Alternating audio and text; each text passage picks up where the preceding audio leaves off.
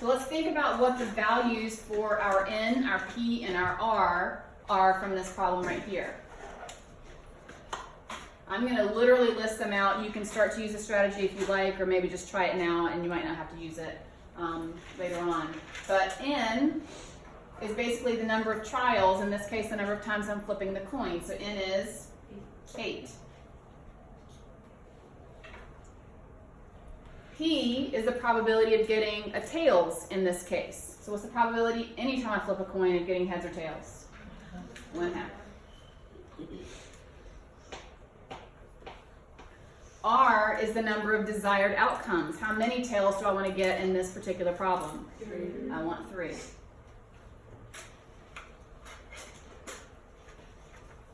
So if we use the formula,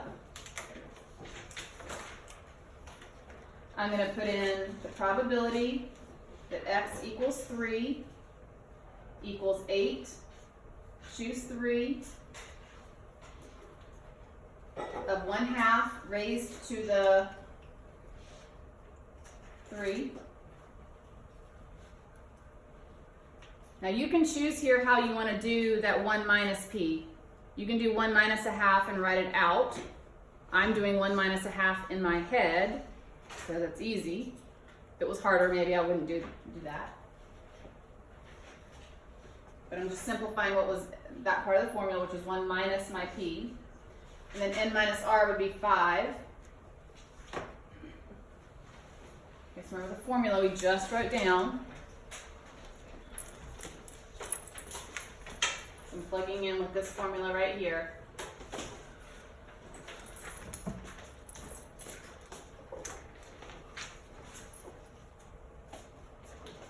I'm going to go ahead and write the calculator part down, and then we'll focus on the calculator screen and make sure it works out the same answer both ways. So on the calculator,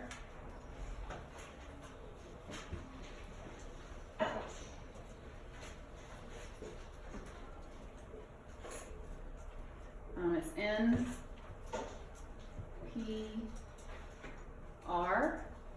But again, I'm going to walk you through how we do this on the calculator, so you'll get to see it. Make sure you've got your calculator ready.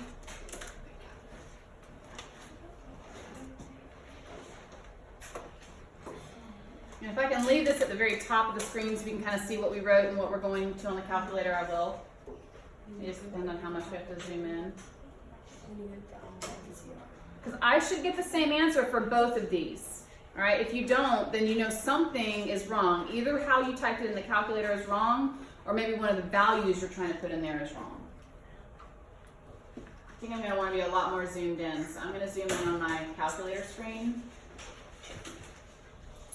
If I'm going to do the formula evaluated on the calculator, remember I have to type in the top number first, and then math, go over to prob, and choose NCR. You wrote down the steps for that last class. So that's 8, choose 3. Remember, that really means if there were 8 things in a basket and I chose 3 at one time, that's the number of different combinations I could get with those 3 things. That's a lot. We'd much rather have the calculator work that out for us. So I know I need 56 times 1/2 raised to the 3rd times 1/2 raised to the 5th. And again, I'm pulling that from the formula that we put up here. Okay, that's where that's coming from. So you can see the pieces. Now you can do it all at once if you like with the NCR part. I like to get that out of the way just to make sure I don't accidentally mess up that part of it.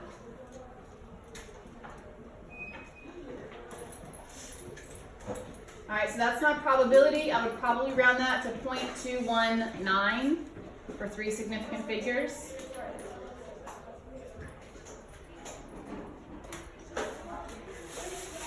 And now let's look at how it looks on the calculator.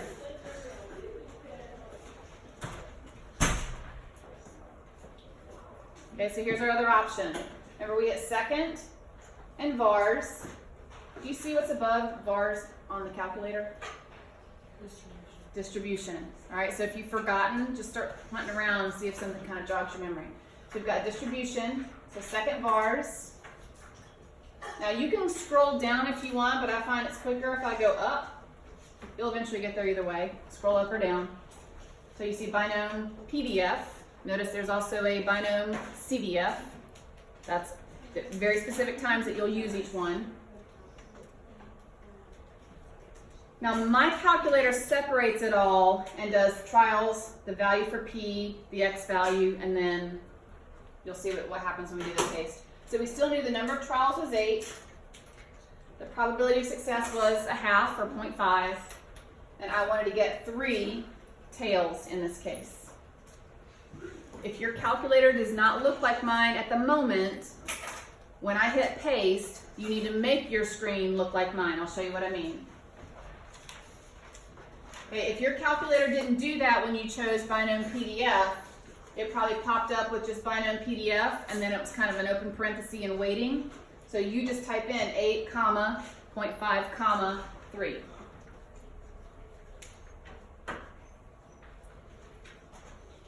We should get the same exact answer as the previous problem we just worked.